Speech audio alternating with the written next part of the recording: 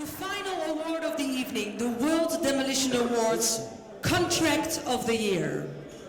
We have 6 excellent finalists from 4 countries, and they are Carl Bollander and Sons for the high quality and challenging demolition project it carried out at the Northrop Auditorium at the University of Minnesota.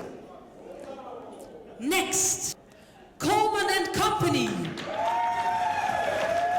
for the Birmingham Gateway project comprising the demolition work necessary for phase 1 of the redevelopment of Birmingham New Street Station.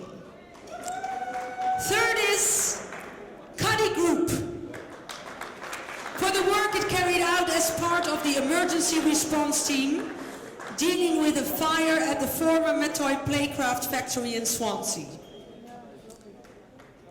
Next is Expanded Demolition. It has been shortlisted for the work carried out during the demolition of the Terminal 2 at Heathrow Airport, one of the world's largest and busiest airports.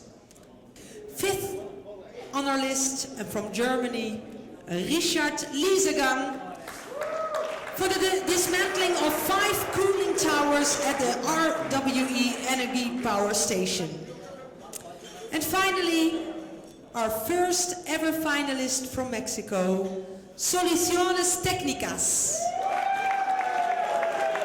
It has been shortlisted for the impressive and dedicated work it carried out during the demolition of 2 bridges in the Cuyatlan Lagoon on the Mexico's Pacific coast.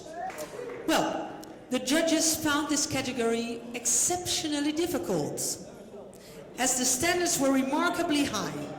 In the end, they decided to give high commendations to a record of 3 finalists. The 3 high commendations go to Cuddy Group, Expanded Demolition, and Richard Liesegang. The winner, however, stood out. The jurors were looking for the extraordinary, and that is what the winner provided by making a very complicated job look straightforward. To find out more, please welcome to the stage the editor of Demolition and Recycling International, Lindsay Gill.